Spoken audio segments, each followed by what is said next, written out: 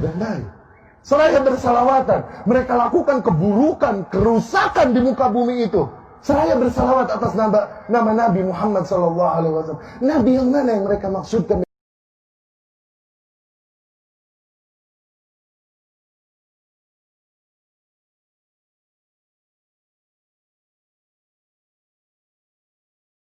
Wahai para kaum muslimin, sadarilah bahwa cacian, kritikan di muka umum dan makian kita terhadap penguasa sungguh hanya akan memperburuk keadaan.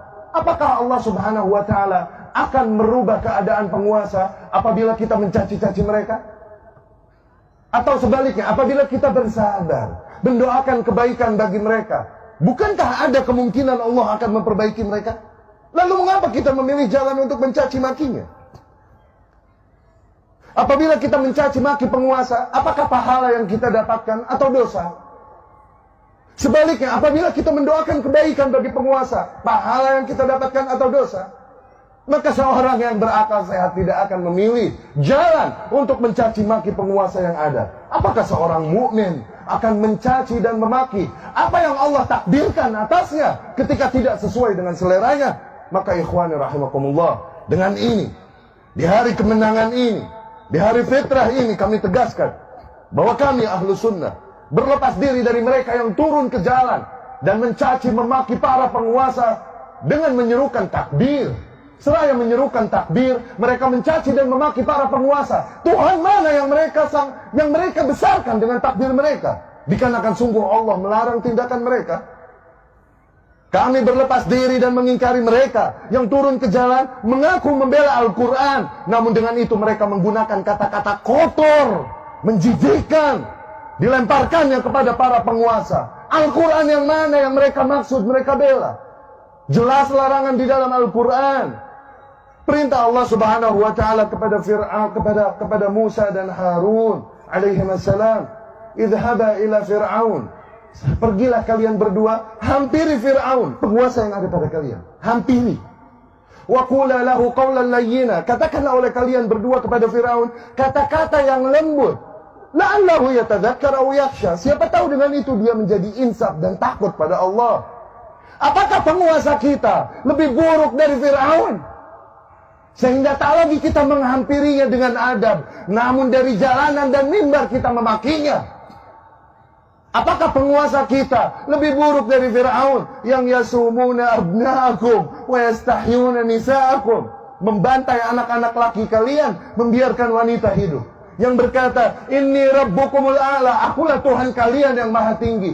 Apakah penguasa kita lebih rusak dari Fir'aun sehingga tidak lagi kata-kata lembut yang kita gunakan untuk menegurnya, tapi kata-kata kotor, makian, cacian kepadanya?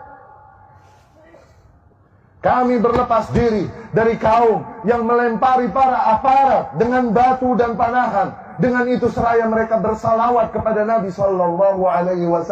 Nabi mana yang mereka sanjung dengan salawat mereka? Sesungguhnya Nabi SAW melarang tindakan demikian. Nabi bersabda, man arada an yansaha sultan, barang siapa yang hendak membawakan nasihatnya kepada penguasa, falyakhudh biyadih, maka agar dia ambil tangannya, wa yakhlu bih, dan berdua-dua dengannya. Fa in qabila minhu fadha, apabila penguasa tersebut menerima nasihatnya, maka alhamdulillah. Wa illa, namun apabila penguasa tersebut tidak menerima nasihatnya, faqad adda alladhi ma alaih, maka ia telah menunaikan kewajibannya. Dia tidak memiliki hak memaksa kepada para penguasa dengan adab dan lain. Seraya bersalawatan, mereka lakukan keburukan, kerusakan di muka bumi itu.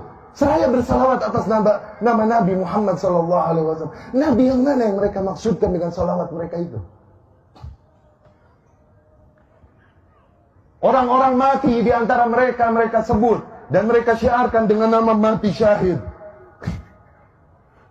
Dikarenakan tindakan yang mereka lakukan katanya adalah jihad fisabilillah. Sungguh para aparat yang berjihad menghalau kalian yang hendak membuat pintu kerusakan dan fitnah pada umat. Aparat yang berjihad, bukan mereka. Adapun yang mati di antara mereka, sebagaimana Rasul katakan, man mata walaysa ala unuqihi bai'ah Di sabda lain Rasul sallallahu alaihi wasallam bersabda, "Man kharaja min at-ta'ah," barang siapa yang membangkang kepada penguasa, kalaupun hanya sejengkal. Summa mat, kemudian dia mati dalam keadaan itu, mata mitah jahiliyah, dia mati dalam keadaan bangkai jahiliyah. Syahid apa yang mereka maksudkan? Nabi mana yang mereka jadikan tuntunan untuk tindakan mereka? Di mana mereka dari anjuran Allah dan Rasulnya ini sallallahu alaihi wasallam? Ikhwati rahimakumullah, demi Allah banyak nilai yang ingin kami sampaikan. Namun dikarenakan terbatasnya waktu, kondisi, maka kami cukupkan sekian. Terakhir kami pesankan sebuah pertanyaan. Tanyakan ini pada diri kalian masing-masing. Tanyakan ini pada lubuk hati kalian yang paling dalam dan nurani kalian.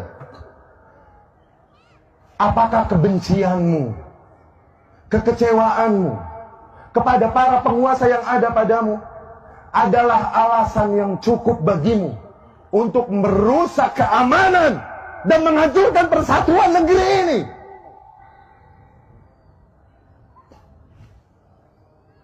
Apakah semua kebencianmu dan kekecewaanmu reason enough, adalah alasan yang cukup bagimu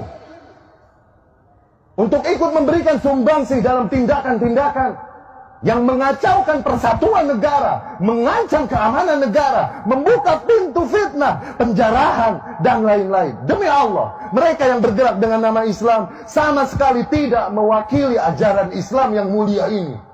Apabila ada agama di muka bumi yang mengajarkan menyembah batu, menyembah ular, maka tak pantas mereka mengajarkan tindakan barbar demikian.